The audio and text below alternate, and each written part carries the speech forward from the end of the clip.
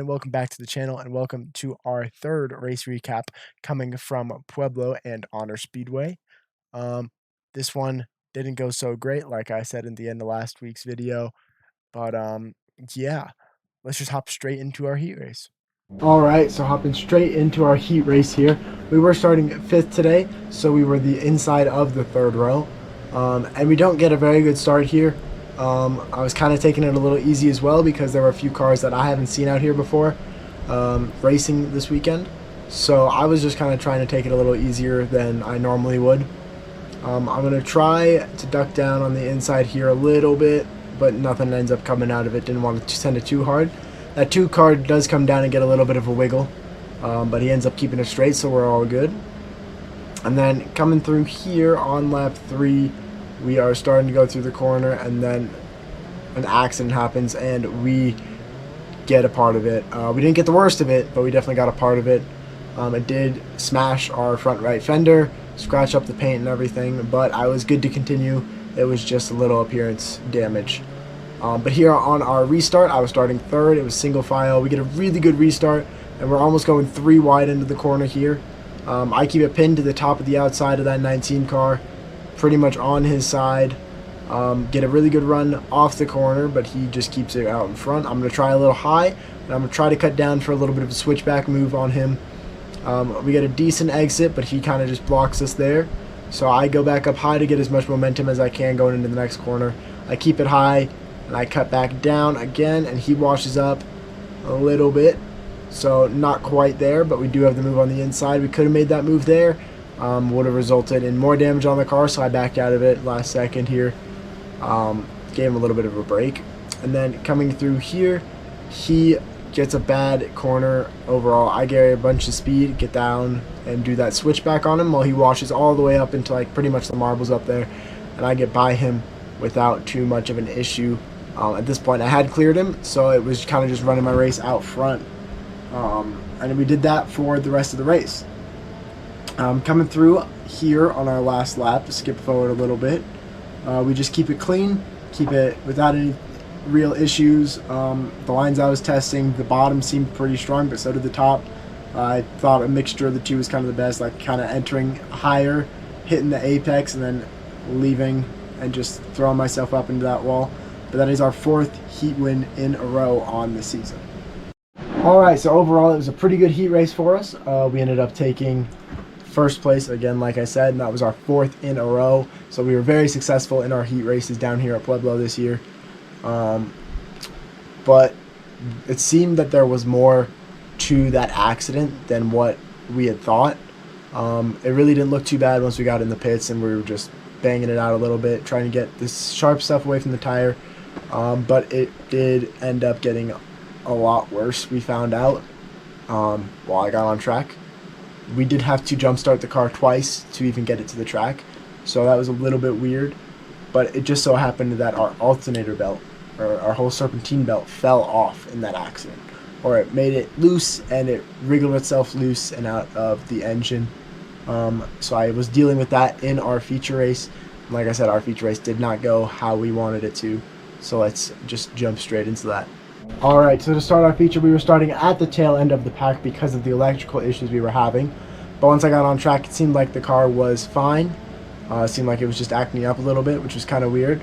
But then I realized that my gauges were flashing a little bit as we get by that 8 car there, and then we were going to push down low through here. It seemed like the car was still driving normal, so I wasn't too worried about it. I was just running my laps, and I was like, if something else happens, I will figure it out, I guess. Pull off, decide if I have to pull off or not. But so far, electrical issues were not plaguing us as bad as I thought they were. Our oil pressure gauge has gone out by this point in the race, so I thought there was some sort of issue, but then it came back on, so I just thought it was a gauge issue, like the wiring. As we make our way through the pack here, we do get pretty good as that car right there gets up into that wall and wrecks it. Now, we were under a yellow flag for quite a while, and if you've got a close eye, you can see my gauges down there. No lights are on. So at this point, I knew there was actually an electrical problem, but they were coming back periodically, so I figured it was just some sort of wiring issue. from all the other previous wrecks we've been in and everything. It might have just been something rubbing, I thought, shorting out the lights and everything. But we joined this 3-car battle for first place up here, making it a 4-car battle. We are just going to kind of follow around behind here just to make sure we get through it pretty easily, not try to do any moves. We're kind of just following. But here, the 2-car gets around that 19 car, and I believe the 1 car comes pretty close to getting him, and it does get them on the straight here. And then I get him coming into this corner here. I start gaining on him really good, and then I'm able to just get by him pretty easily going into turn, I believe it's right here in turn 3. He gets a pretty bad corner, and I'm able to carry the momentum and shoot around his outside and get by him to then start battling these 2 cars up front, the 1 and 2 car respectively. He is still there actually, so I thought I had gotten him, but it seems like I did not. But I just kept fighting him for what would have been 3rd place now, as those 2 cars up there are battling for 1st. This lap car here does throw a little bit of a wrench in the works. Gets that 2 car real loose, but then it does get me clear of that 19 car, and then I'm chasing down these 2 cars. That 1 car really wanted to make a move. I could tell he was lapping, trying to find some way he could make a move, kind of just all over the track, trying to make something work. I tried to get by him here, taking the bottom, but he kind of just ramps it around the top. Seems like his car was pretty good around the top of the track. But I'm just going to start following him here pretty much. That 2 car seems pretty solid on the line, and right there I could have had something if that 1 car didn't slide down as bad as he did, but I just kept it back. Didn't want to take it 3 wide right there where I could have. Those 2 cars bang in front of us, so we are just trying to keep our car clean, and we just want to be a part of like a singular pass or whatever. The 1 car is able to keep the momentum up through the corner here and start to pull away from that 2 car. Not too much, but eventually in this corner he does get by him. As we're coming up on the same lap car again from earlier, that 1 car dives to the bottom and kind of blocks the 2 car, which gives me an opportunity to pass that 2 car and then start chasing down the 1 car. Now the 1 car here, like I was saying, was kind of all over the place, but we were pretty close to him the whole time. Got a really good run in that corner on him there, and then he kind of just motors away from us a little bit, but we're able to do that back out of the move like we did in our heat race down the inside, because it would have just caused a wreck. And we are just kind of keeping it on the bottom here.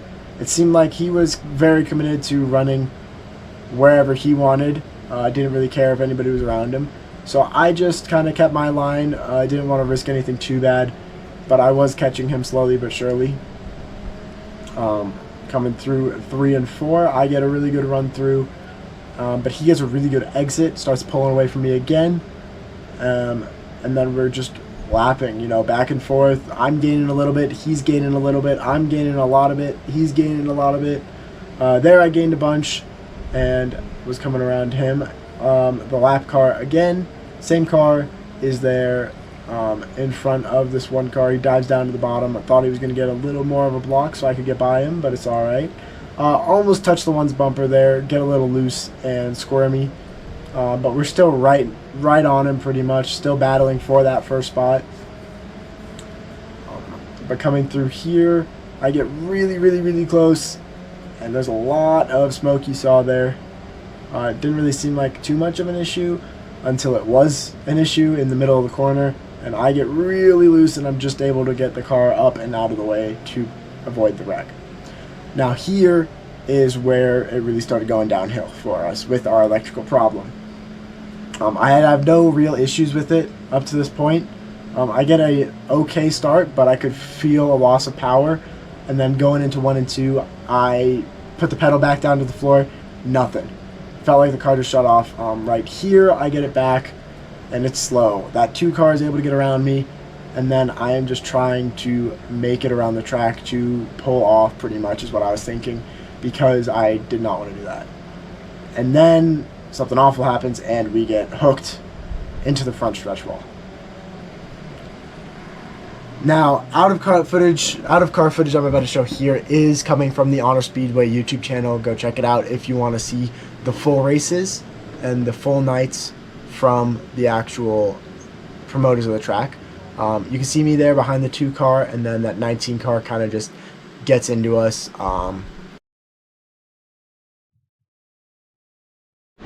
So unfortunately, that is how our night ended. Our 3rd time out at Pueblo, destroying the car. It was pretty bad. Frame damage again, similar to our first wreck. We kind of went sideways on with that wall, not exactly head on, so it wasn't too bad, but it still wasn't great for the car. Damage all around the body. The bumper was rough, the hood's rough. It just was very unfortunate for that being what happened, and especially being on a Friday before our fair race on a Monday, because it was kind of a cram to get the car back together to be able to race on Monday. It really was not a positive for us, and I really wasn't happy with that, but we did what we had to do to get it back. And the fair race did go well, but because of everything that happened, I decided that I don't want to go to Pueblo anymore. It's not because I'm scared of the track, because I've wrecked there twice already, or anything like that. It's just I don't see a reason anymore other than to get more experience. Obviously, there's always something to say for experience, but I think at this point in time, it was worth it to just kind of call it and move on. We had a good run out there, but I think it was time to finally stop, and we're just going to focus on our home races here at Callahan for the rest of the season. But yeah, so that is our Pueblo recap. Obviously wasn't great, but I do want to thank you guys so much for all the support recently on all the videos, all the race recaps. You guys are killing it. I really appreciate it. Make sure if you guys are new, that you like and subscribe. It helps me a ton, and if you know anybody that's interested in this sort of stuff, go ahead and share it with your friends. That helps me a bunch too. But yeah, thank you guys for watching, and I'll see you all in the next video. Bye.